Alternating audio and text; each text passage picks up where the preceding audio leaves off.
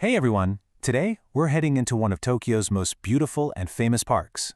But we're not just here for the scenery. We're here to uncover the incredible hidden history behind a very famous urban legend. You see, we're going to go way beyond the myth to find a story filled with shoguns, secret water sources, and a snake god of truly immense power. So, if you've ever been to Inokashira Park in Tokyo, you've probably heard the rumor, right? You get on one of those swan boats with your partner and bam, you're doomed to break up. But why? I mean, where in the world did this strange story even come from? Well, let's get to the bottom of it. Okay, so the story that everybody knows, the one that gets passed around, is a classic urban legend. It's been told and retold for decades. And the story goes a little something like this. There's this beautiful goddess, Benzaiten, who lives in the shrine right by the pond. And when she sees all these happy couples floating by on the water, just having a great time, she gets super jealous and curses them to split up. It's a simple, kind of catchy story. But, as we're about to find out, it's not even close to the whole story. You know, to really get what's going on here, we have to understand the place itself.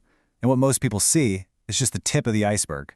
That famous landmark everyone takes pictures of is actually just one small piece of a much larger and much more formal religious institution.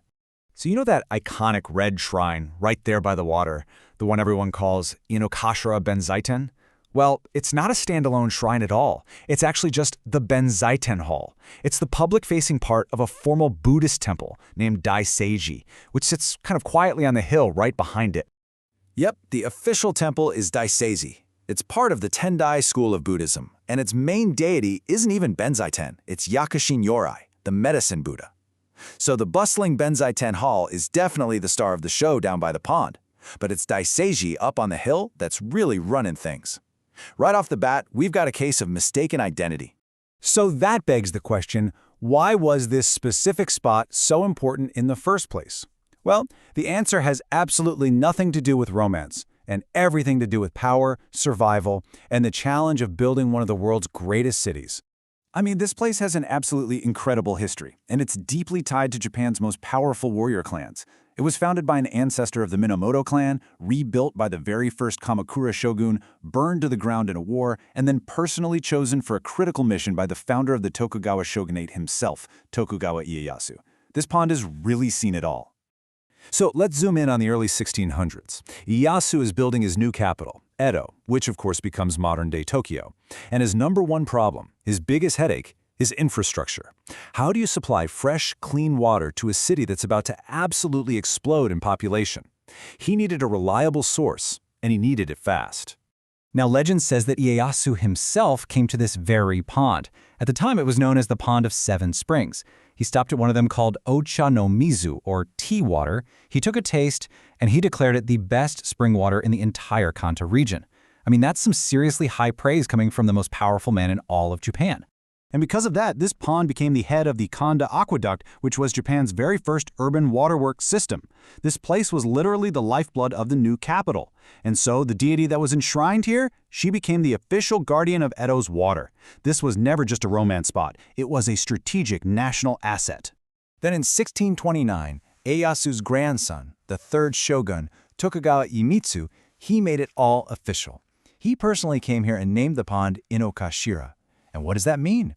It literally means source of the well, or head of the water supply. The name itself tells you its real original purpose. Okay, so now that we know why this pond was so incredibly vital, let's take a closer look at the deity who protects it. And I need you to forget that idea of a simple, jealous goddess. The being that's worshipped here is so much more ancient, way more complex, and a whole lot more powerful than any urban legend would have you believe. So, to understand this deity, we need to quickly get our heads around a key concept in Japanese religion: syncretism. It's basically the blending of different beliefs. In this case, it's the merging of Indian Buddhism with native Japanese Shinto gods, and the goddess right here at Inokashira is a perfect example of this in action. See, the common image of Benzaiten, the one you usually see, is a gentle, two-armed goddess of the arts, usually playing a lute.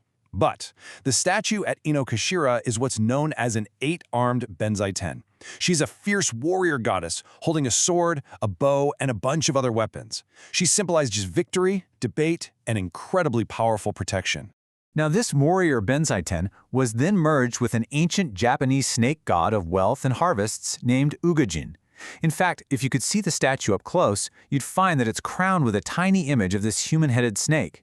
The result of this fusion is Uga Benzaiten, a kind of super deity who controls water, victory, wealth, and good fortune.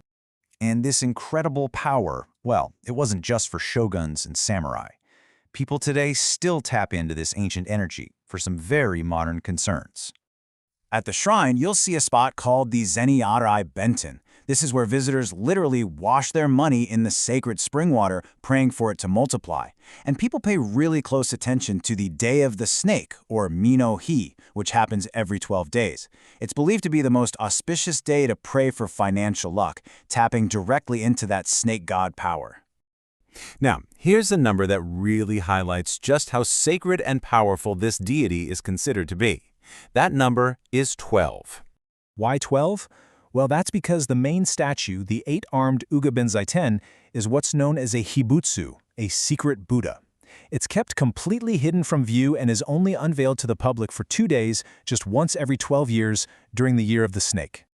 And believe it or not, that next opportunity is coming up very, very soon. The next public unveiling is scheduled for April of 2025. It is an incredibly rare chance to see a sacred object that's been worshipped by some of the most powerful people in Japanese history. So let's go all the way back to our original question. What if the legend isn't actually about a jealous goddess breaking couples up? What if it's a modern misunderstanding of a powerful 8-armed warrior deity whose actual job is to cut away misfortune? Maybe she isn't ending good relationships at all, but instead she's clearing away bad connections to make way for true fortune, whether that's in love, in life, or in wealth. Maybe the curse is just a cleansing in disguise. It's definitely something to think about the next time you see those swan boats.